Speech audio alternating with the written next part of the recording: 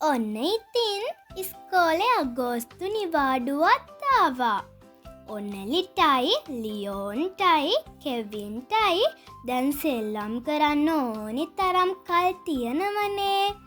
ඒක නිසා ඔන්න කට්ටිය හවස සෙල්ලම් කරන්න එකතු වුණා. අපෝ මේ අද නම් හැඟිමුත්තන්නම් කරන්න බෑ. එහෙනම් ඉතින් කෙවින්ම කියන්නකෝ අද අපි මොකද කරන්න කියලා. අපි සරුංගල් යවමු. ඒක මරු අදහස. ඒ විදිහට තුන් දෙනාම එකග වුණා. මංගානේ පාට කොළ මම නූල් ගේන්නම්. අපේ අක්කටයි අයියටයි නිවාඩු. එයාලත් අපට උදව් කරාවි. කෙවින් කිව්වා. ඔන්න ඉතින් අයියා බටපතුරු කපල දුන්නා. හැමෝම එකතු වෙලා ඒවා ගැට ගැහුවා. පාට පාට කොලාලවලා සරුංගල් ලස්සන කළා. අක්කා තමයි රැලි කපල දුන්නේ. හැමෝම එකතු වෙලා ලස්සන සරුංගල් හැදුවා. ලොකුම සරුංගලේ හැදුවේ ලෙෝන්. ඔයාගේ සරුංගලය නම් හරිම ලස්සන එලියෝන්. කෙවින් කිව්වා. එහෙනම් ඔයා මේක ගන්න. මට ඔයාගේ දෙන්නකෝ. එහෙම කියපු දෙන්නා සරුංගල් මාරු කරගත්තා. ඔන්න ඉතින් හැමෝම වෙල්යාය පැත්තට දිව්වා. පුංචි සරුංගල් අතරේ ලොකු සරුංගලයට නම් ආඩම්බරයක් දැනුණා. හැමෝම තමන්ගේ සරුංගල් උඩ යවන්න පටන් ගත්තා. කොහොමද මගේ තරම? මගේ වරලවල් වල දිග මට උඩටම යන්නත් පුළුවන්. උඩටම යනවා මං කොහොම හරි. ලොකු සරුංගලය තව තවත් ආඩම්බර වුණා. ඔන්න ඉතින් තවත් පුංචි සරුංගල් වෙල්යායට ඇවිත් තිබුණා.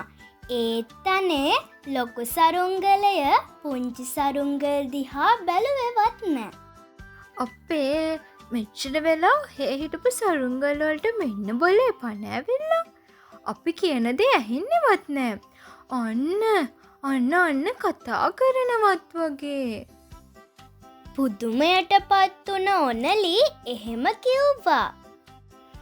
ඔය එකකටවත් මාත් එක්ක නම් උඩ යන්න බෑ. එහෙම කියපු ලොකු සරුංගලය ටික උඩට ගියා. පුංචි සරුංගලුත් අතෑරියේ නෑ. එයාලත් උඩටම යන්න උත්සාහ කළා. ඒත් අනේ ලොකු සරුංගලයට ලං වෙන්න බැරි වුණා. ඔයාලා කොහොමද මට වඩා උඩ යන්නේ? මම තමයි මෙතන ලොක්කා. එහෙම කියපු ලොකු සරුංගලය තව තවත් උඩට ගියා. පුංචි සරුංගල් ලොකු සරුංගලයට කතා කළා. ඔයාලා එක්ක මොනවා කතා කරන්නද මම? මගේ කිට්ටුවටවත් ඔයාලට නම් එන්න බෑ. ඔන්න ඉතින් ලොකු සරුංගලය වේගයෙන් උඩ ගියා. තව තවත් උඩ ගියා. පුංචි සරුංගල් වලට එච්චර දුර යන්න බැරි වුණත් එයාලා කට්ටියම එකතු වෙලා hina වුණා. කතා කළා. කරනමුත් ගැහුවා. හොඳට විනෝදත් වුණා. අයියෝ මේ මොකද මේ? මොකද මේ මෙච්චර හයියෙන් හුලං හමන්නේ? ලොකු සරුංගලයට එයාව පාලනය කරගන්න බැරි වුණා. ඒක කොච්චර වේගයෙන් උඩ ගියාද දන්නවද? නූලත් කඩාගෙනම උඩ ගියා. ගිහිල්ලා උස ගහක උඩම අත්තක රැඳුණා. ඒ වන විට එයාගේ කොළ ඉරිලා රැලි කැඩිලා හොඳටම කැත වෙලා. ලොකු සරුංගලයට නම් හරිම දුකයි. එයා පුංචි සරුංගල් දිහා බැලුවා. පුංචි සරුංගල් hina වෙවි කතා කරමින් විනෝද වෙනවා. මම ආඩම්බරු වුණා වැඩි. ඒකයි මට මෙහෙම වුණේ. ලොකු සරුංගලය තනියම හිතුවා. ඔනලී ලියෝනුයි කෙවිනුයි එකතු වෙලා සරුංගලය බිමට ගත්තා. ආයත් කොලාලවලා ලස්සන කළා. ඔන්න ආයමත් ලොකු සරුංගල එනවා.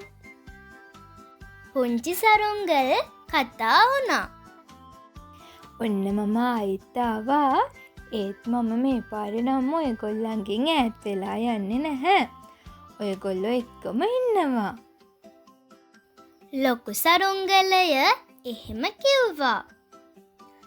අහංකාර වෙලා හසේ ඈතට යනවට වඩා යාළුවොත් එක්ක එකට ඉන්න එක කොච්චර නම් සතුටුද?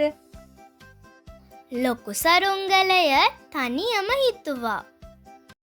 ඔයාලට මේ වගේ කතන්දර දිගටම බලන්න ඕන නම් අපිව සබ්ස්ක්‍රයිබ් කරලා තියාගන්න. කතන්දරය ගැන පුංචිම පුංචි කමෙන්ට් එකක් දාන්නත් අමතක කරන්න එපා.